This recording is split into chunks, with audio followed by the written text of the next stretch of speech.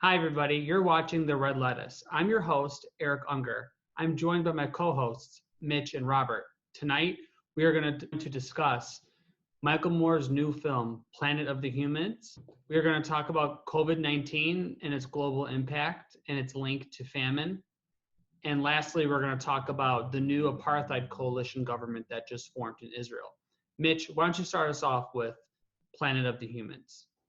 So I watched a little bit of Michael Moore's Planet of the Humans. I was like screaming. I was so mad because they kind of started off right away with like the humans are the virus kind of thing, and I mean they don't outright say it, but that's definitely what they want you to think, that it's your like individual responsibility to stop polluting. But they definitely play into the eco-fascist dog whistle of humans are the virus. And it goes into a lot of stuff, but some things it doesn't mention are the foreign policy and relationship with Saudi Arabia that caused the United States to be the biggest exporter of fossil fuels in the world right now. They miss a lot of opportunity to talk about foreign policy and imperialism. They instead spend like 20 minutes of the first part of the film to talk about electric cars, and then they start talking about how all these like these green energy options are really propped up by fossil fuels. And that's a really great point to make. And I'm glad somebody's like saying it and trying to dive in and talk about how not renewable energy is, because they use lots of ion and lithium batteries to store all the power. But they don't mention any solutions. They only talk about the symptoms, and it's really annoying because they don't mention nuclear energy once, and all they talk about are how terrible the green, like renewable energy industry is. But I took some notes, and I just had some like sporadic thoughts. What they kind of also like talk about animals in the, like they make like little hints or like little jokes about like elephant manure being an energy source. And right. yeah, they're like, oh, the elephants we have wouldn't make nearly enough. And they don't take an opportunity to critique that and say, oh, well, this obviously is a bad solution because animal slavery, duh. They don't go into that at all. Mm-hmm. I mean, they're really just shitting on renewables, which is good, but it's also bad because they're not offering any solutions. They're not saying, well, capitalism is what's behind this. And again, I know I said this a few times, but they don't mention nuclear energy, and it's not nuclear energy that's dangerous. What's really dangerous is it lies in the ruling class losing their profits. That's what's dangerous to them. What's dangerous is we've got this deal with Saudi Arabia that we give them defense and they trade oil in US dollar. And that's how we became like the world's largest exporter of oil now. That's why we're like sanctioning the shit out of Venezuela, because we don't want them to sell their oil, because then they're competing with us. Yeah. So they miss a lot of opportunity to talk about imperialism and the relationships we have with grotesque monarchs. Something that they did mention was Germany, and how Germany is like running on 100% renewable energy, but then they're importing U.S. oil. So the EU is letting the USA do its dirty work so that they can get oil. When they just had like this deal cancel with Evo Morales in Bolivia, where Germany was going to come in and mine lithium. And Evo Morales said, no, we're going to mine the lithium and then you can buy it from us, because we need the lithium to make ion batteries so that we can power our electric cars that they're trying to, get us to transition to. You know, we're putting a lot of money into renewable energy, and so we we need to be able to sell electric cars, right? They're trying to prop up that industry. And so Evo Morales said, no, we're going to nationalize it so that Bolivians can benefit from it, on this industry that you're trying to force on us now. And another missed opportunity, I think, to talk about oil is Syria and Turkey, which is a whole nother world. And the point that they try to make is that green energy requires neoliberalism and imperialism to function, but they never name it. And John Rogers from the Union of Concerned Scientists says about the film that it ignores more than a decade of clean energy progress. And so we should link the article he wrote in the video, because he makes a lot of really we'll link in the description. Yeah. Sorry, I'm kind of talking a lot, but I took a lot of notes. And all of what you said are really important points. Mm-hmm. I would just say that I think part of the solution that the films is the message of the film is that, number one, the solution can't just be what we currently have, because it's not working. It's not really working very well. We're not meeting the goals that need to be made in order to save the planet. Mm-hmm. And so consumerism is a problem that we have to figure out, and that a lot of the green movement doesn't address, because it's become very corporatized. Mm-hmm. So we still want to, you can still live the lifestyle, the American dream, the American lifestyle, without having to change much, make a few, tweaks here and there, but you can still consume. Mm-hmm. And I think the solution that the film is really pointing towards is that consumerism has to change.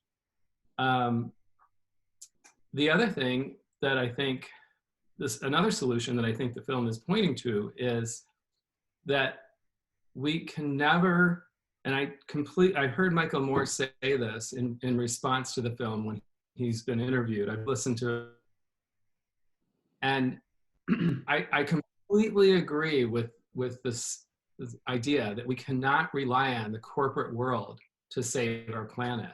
And I think that's the main message of the film. I realize that there's lots of flaws that have been talked about, and I think that it's hugely raised the defenses of certain people in the environmental movement who probably, Bill McKibben is one of the figures that's, focused in the film. And I think a lot of these people have done great work, and I think their intentions are good, but their defenses, I'm not so sure I see why there's so much outrage to this film, because the message to me overall seems very, very much something that we all agree on, which is that the corporate world is never going to save us. The master's tools are never going to, Right. We're never going to win by using the master's tools. So yeah. Well, I think the flaws, in my opinion, I still have 40 minutes left, and I really want to finish watching it. But I think the flaws outweigh the message, because it's quite, clear to us that the message is we can't rely on, the corporate industry to save us, because we've propped up it so that it's beholden to the fossil fuel industry and oil lobby, right? But it really goes hard in saying that humans are the problem, that they say humans, but humans are part of nature. Capitalism is what's unnatural. Mm-hmm. And the scientists that they interview, they don't really give them an opportunity to answer some of those questions about capitalism. There's really no critique of that. Oil is not sustainable because capitalism is fundamentally unsustainable. And Michael Moore, king of the liberals, critiques capitalism without calling it capitalism, and that's what makes liberals so dangerous, in my opinion. It's that they don't understand their own ideology. Planet of the Humans says humans are intentionally killing themselves and killing the planet, and then contradicts its own thesis when it admits quite plainly that the fossil fuel industry and oil lobby are running the show and lifting from the Green New Deal to appease the individualistic liberal mindset that's driving an electric car is going to save the planet. But Planet of the Humans provides like literally no solutions. And I think if we're going to have that conversation about if we're going to critique the corporations, we have to also provide a solution. And in my opinion, from what our government says, is that nuclear energy is the cleanest form of energy, and we have to transition to something. I mean, I will accept, renewables if it gets rid of fossil fuels tomorrow. But nuclear energy is something that I've been like looking into recently, and I really, sorry, I'm like tangenting now, but liberals just don't want to be inconvenienced in the slightest by abandoning their cars and their fossil fuels, but they'll gladly support US foreign policy in order to protect the industries of the ruling class. And I think that's what makes liberals the harbingers of fascism, because they'll support a military-industrial complex that props up anti-indigenous interim governments who will sell us their natural resources so that we can make these like batteries and transition to renewable energy. And when the solution is to build on the nuclear energy that we have and phase out fossil fuels. I think that's the quickest way we can do it. That's also friendliest to the environment, because we're using our military to, bomb and destroy these countries. And our military is like the largest polluter in the world. And we're destroying environments for human beings and also for animals all over the world. And these oil tankers are, they spill in the oceans and in the Gulf and all. Right. But then the nuclear industry has their disasters too, like that what we saw in Fukushima. Yeah, and they have waste products all the time. never get rid of. So I don't know how nuclear becomes part of the solution. I guess I haven't really looked into it that much. Maybe there's new nuclear technologies that don't create the kind of waste that we have. I mean, from what I've read, the waste from Fukushima was actually not as bad as they were saying it was.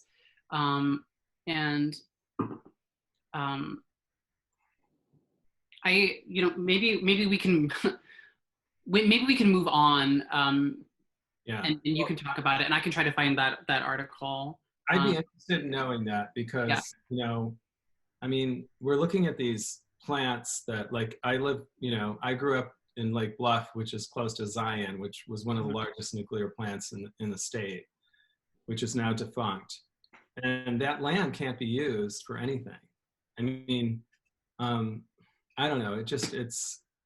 I just wonder, with all of the investment that there was in nuclear power, and now where it is, I'd like to know more how that's a part of the solution. But the other film that I would say is nothing except the energy sector is discussed in this film, which is so typical of the progressive left, and discussions around how do we mitigate climate change. We never talk about animal agriculture.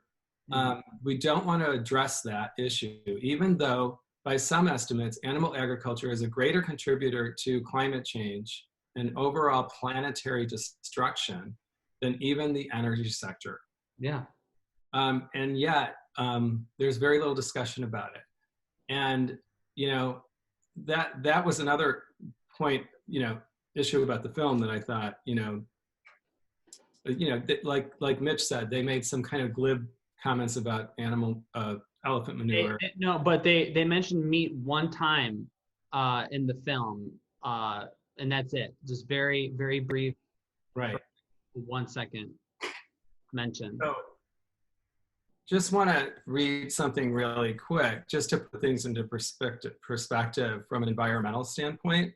So animal agriculture is the single greatest human-caused source of greenhouse gases, land use, and land degradation. It's the #1 source of freshwater pollution.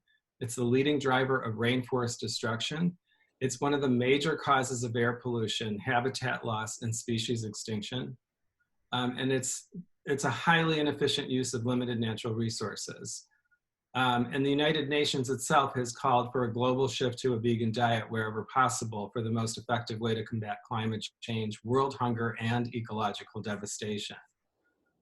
That's a statement that came from, some of that came from the World Watch Institute, which is now defunct, but the United Nations has also, and the World Health Organization, I mean, several world organizations have pointed to this. And how can we possibly talk about climate change? How can we possibly talk about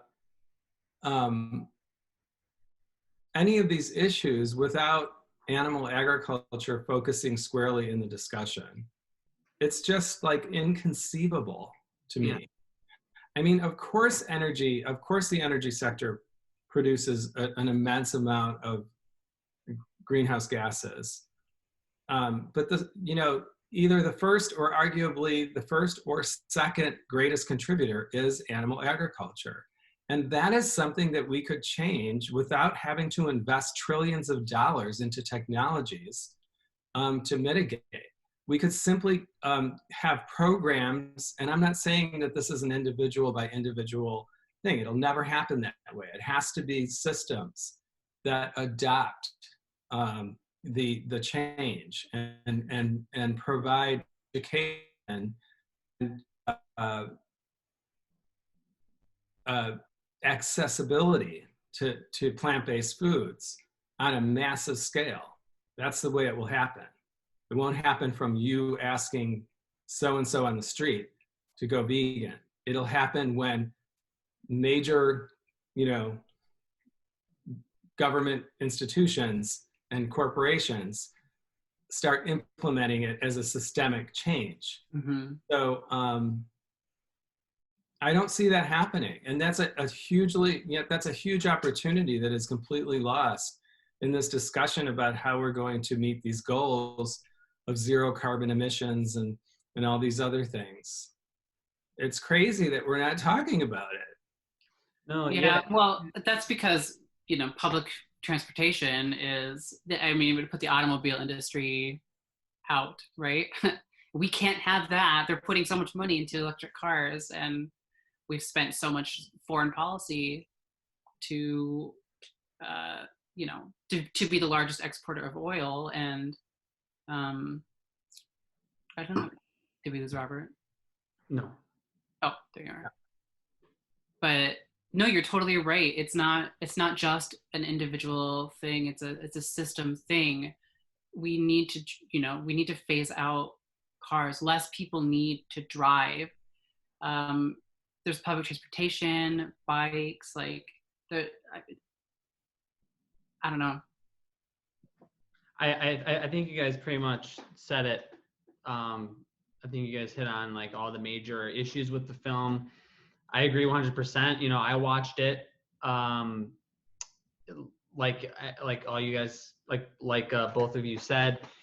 It didn't mention anything about animal agriculture. It didn't address the root cause of the problem of the climate crisis, which is capitalism. And the reason why they didn't offer any solutions to the problem, they only touched on the symptoms of the problem, is because they don't address the root cause, which is capitalism. And you can't have a solution unless you address the root cause of your issue. Well, Eric, to Michael Moore's credit, when I listened to him responding to the film and the critiques of the film, he emphasized again and again that capitalism is the root problem. Consumerism driven by a capitalist economy. Mm-hmm. Yeah, the root problem. If you listen to him and how he responds to the criticism, which is overwhelming, that's one of his core messages. So yeah, I'm just, that's why, I mean, it's fine. Yeah, I haven't seen him respond to any of this, but like it's needed in the film too. Like it's like you can go on and do like an apology tour, or go on there and like promote your movie, and say it while you're promoting it. But it's really important that people watch it, because people are going to watch the film, and millions of people are going to watch it. oh yeah, But millions of people aren't going to watch his reaction or response. They're going to watch the film. right. And they're going to watch the film and listen to the narrator say, and all these people say that humans are the problem. And that's really dangerous. It's eco-fascist language and thinking.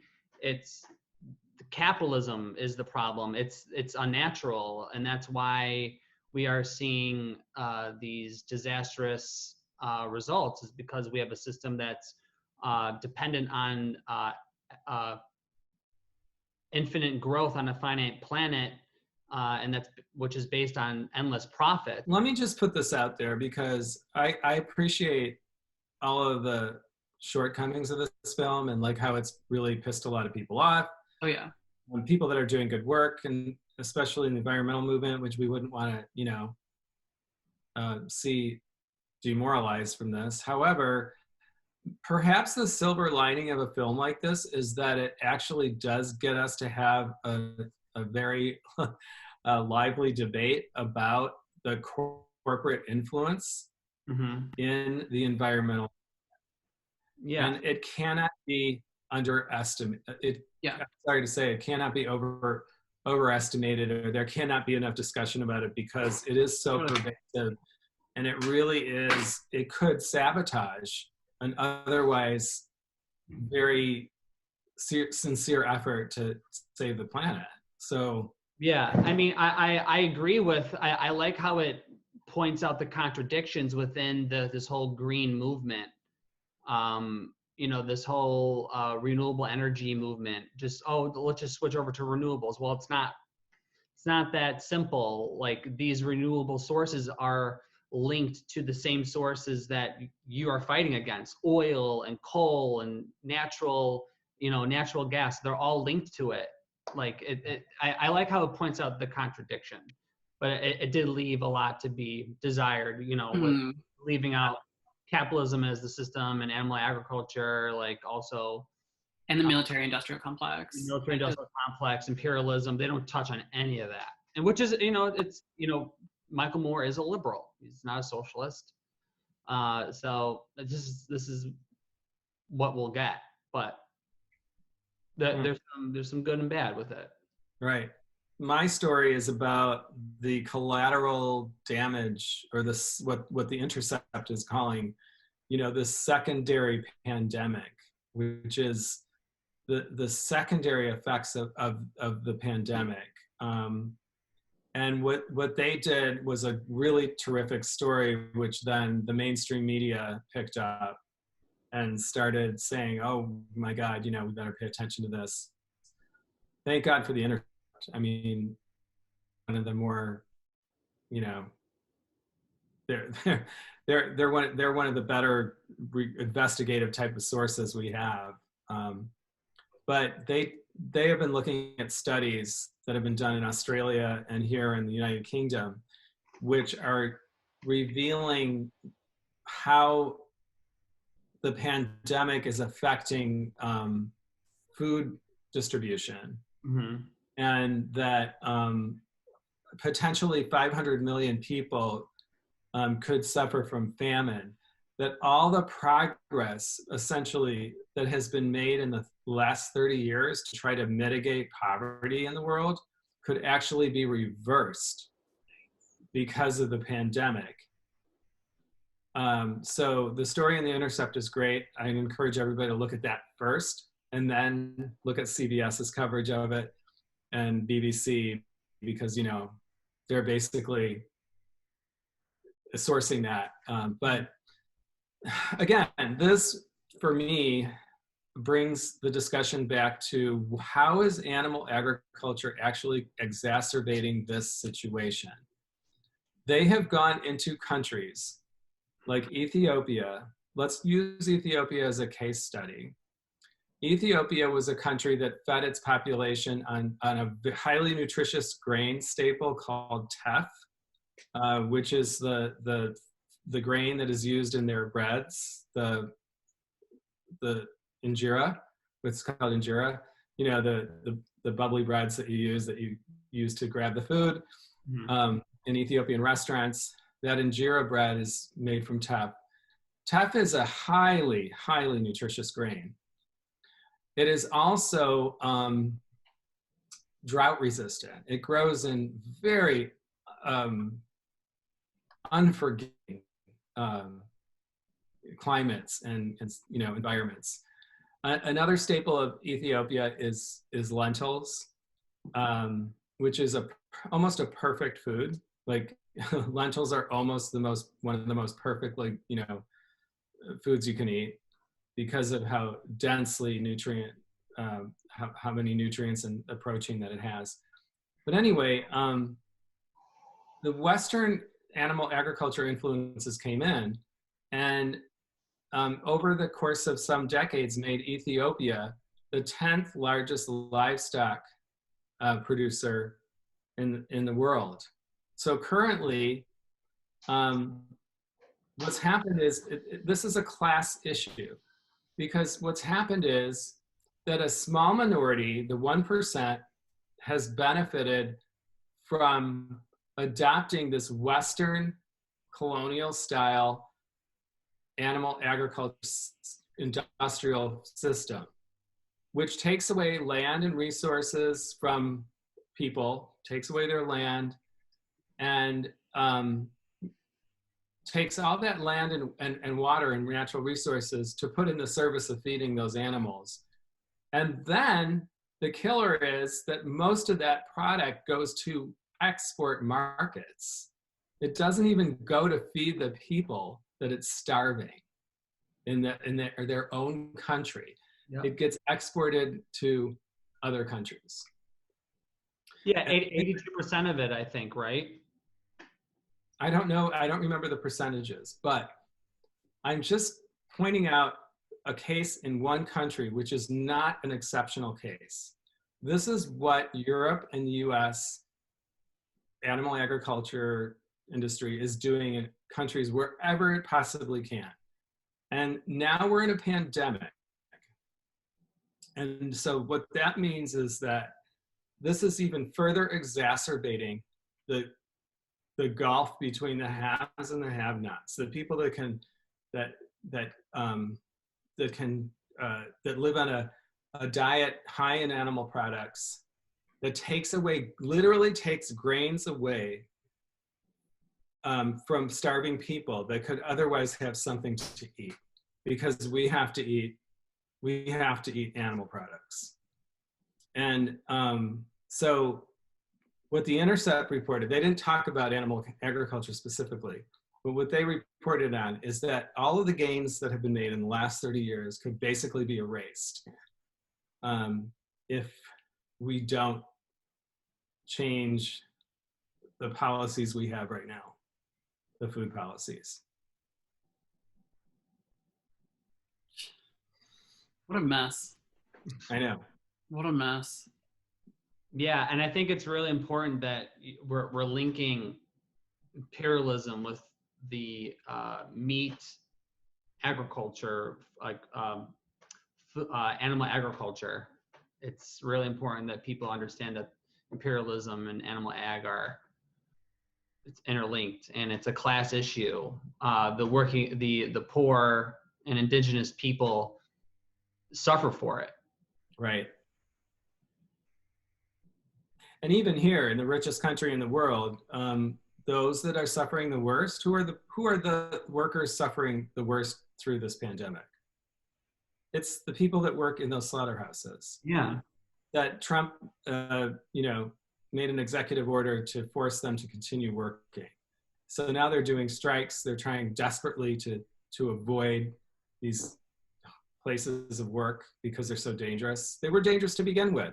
People get limbs cut off in these places. Yeah, and not to mention, cut off or your limbs. And now they have to deal with a situation where, you know, they could get sick or infect their families, and they're forced to stay on because our president has decided to make it an executive order.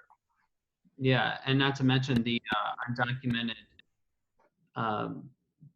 population of the undocumented workers that work in these factories. They, you know, if they happen to get laid off or get injured, or God forbid something happens to them, they don't get any of the benefit, these so-called benefits from the CARES Act. Yeah, so they're just left to shift. It's totally brutal, and it's good that there's these types of stories out there that kind of expose this issue.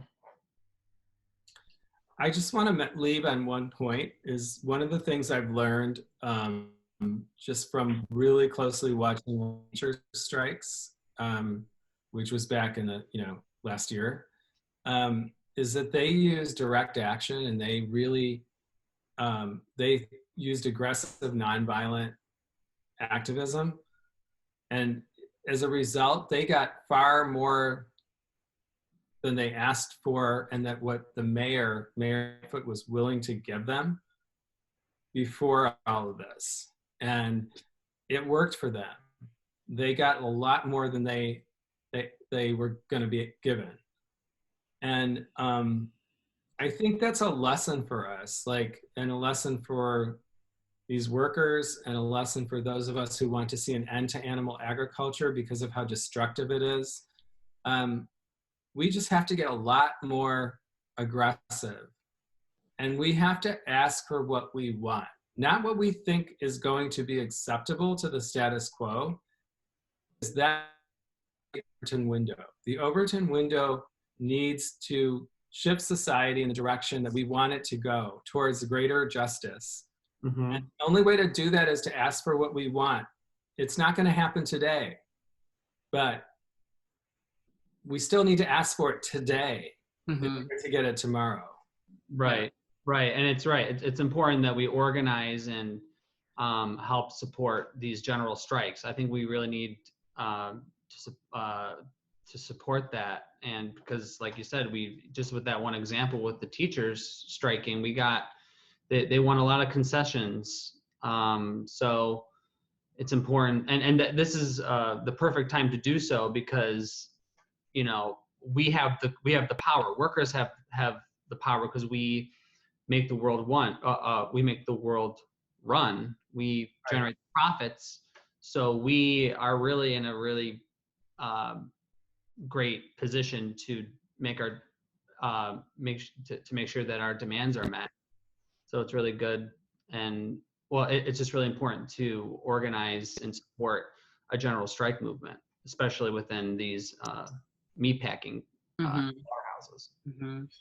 And we need to stop conceding with them, and they need to concede to us, which is why I just can't support the Democrats. I'm not gonna vote for the people who will continue to uphold all of these things that we are talking about.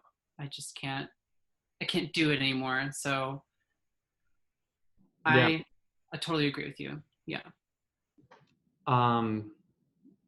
You know what, I bet that if you did a survey and asked all of these 5,000 plus infected meat packing slaughterhouse workers, if they were given an opportunity to change jobs, would they do it? And for the same pay, even just for the same pay? I bet you, and this is speculation, but I've talked to several people just locally, and they hate their jobs for so many reasons, for so many good reasons. Yeah. I bet you if we surveyed them, if there was some organization capable of handling 5,000 workers and saying, we can help you transition to better jobs and fuck that industry, you don't need to negotiate with them, fucking walk out get it. We'll help you get another job and let that industry sink. Yeah. They'll sink without you. I And bet you 80 to 90% would walk out and go to yeah. another job. Yes. And we touched on this last week, but imagine if these were worker cooperatives.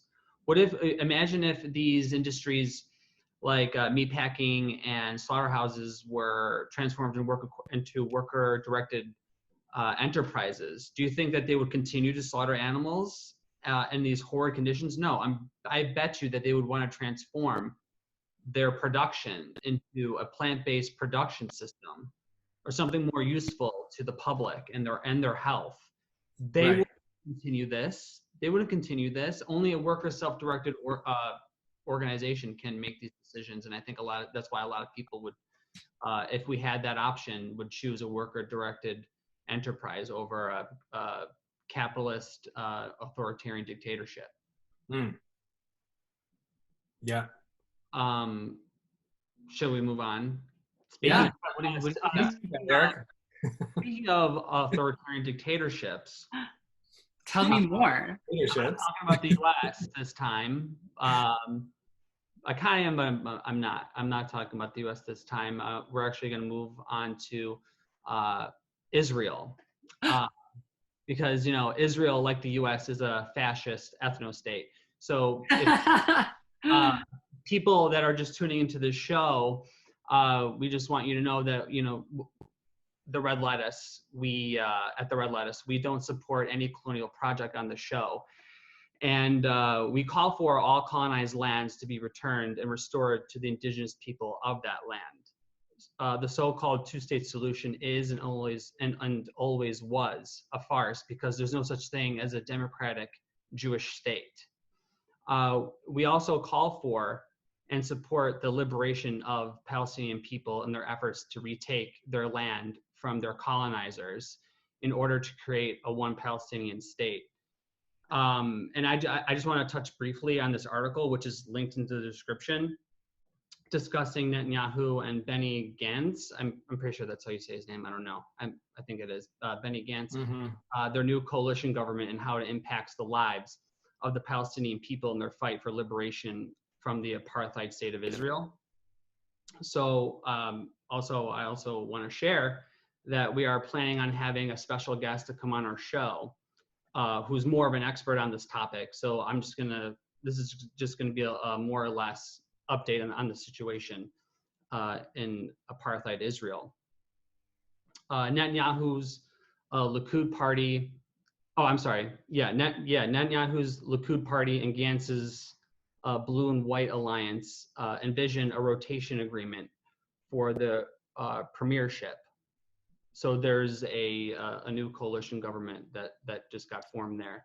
Netanyahu would initially remain as prime minister with Gantz as his deputy, and they would rotate after 18 months. On July 1st, the Knesset will be able to vote on the annexation of parts of the West Bank on the basis of the Trump administration's deal of the century, which should really be called the apartheid deal of the century. U.S. President Donald Trump's deal was preemptively rejected by Palestinians, as it gets surprise, right? They weren't even at the table. They weren't even. It's a whole mess. Because it gives Israel full military control over Palestinians, much of their land, and all of Jerusalem and Israeli settlements. The so-called emergency coalition government, which lasts 36 months, which will last 36 months, was justified to deal with the outbreak of the coronavirus pandemic in Israel. Some experts predict that Israel will annex 30% of the West Bank.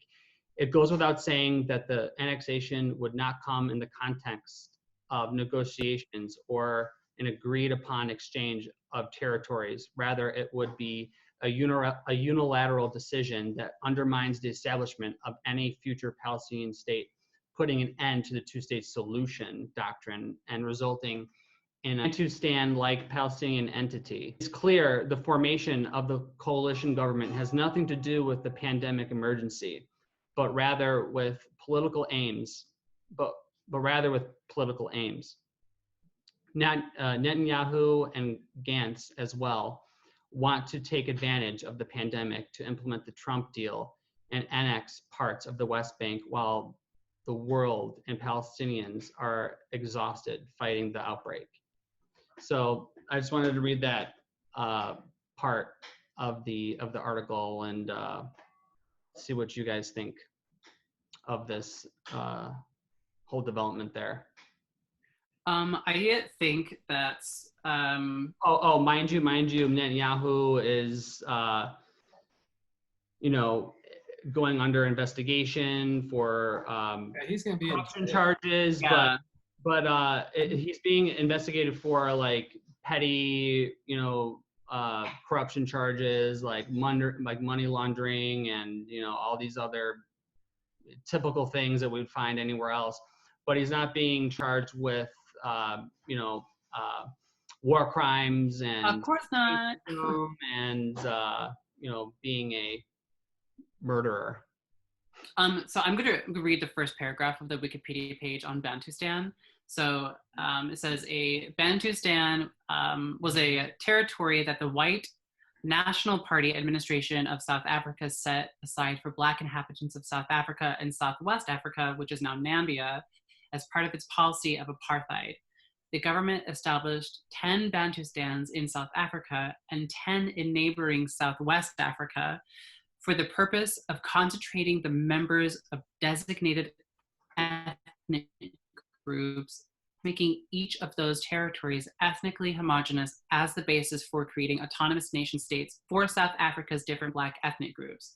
Under the Bantu Homeland Citizenship Act of 1970, the government stripped Black South Africans of their citizenship, which deprived them of their few remaining political and civil rights in South Africa and declared them to be citizens of these homelands.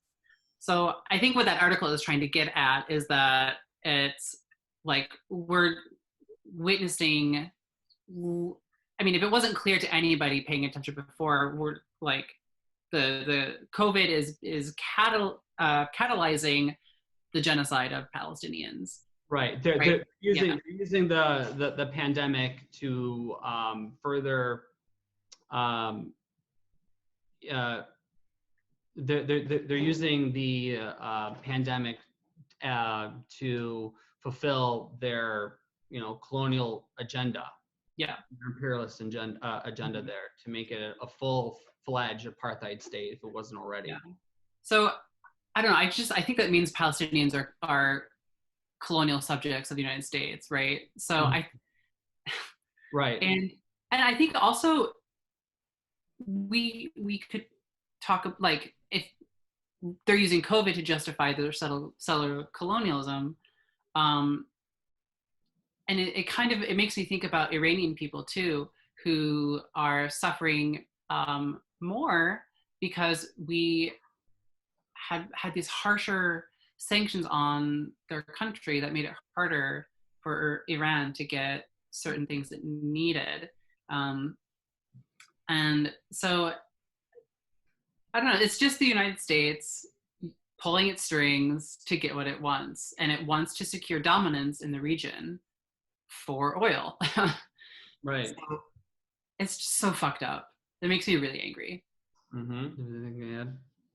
Yeah, no, I think Mitch says it perfectly, and it is. It's infuriating, and then we just try to find all these different ways of justifying that behavior and that rationale by saying what great things we're doing in the world and how we're really about peace and freedom for everyone and spreading democracy around the world and all these wonderful things. And you know what?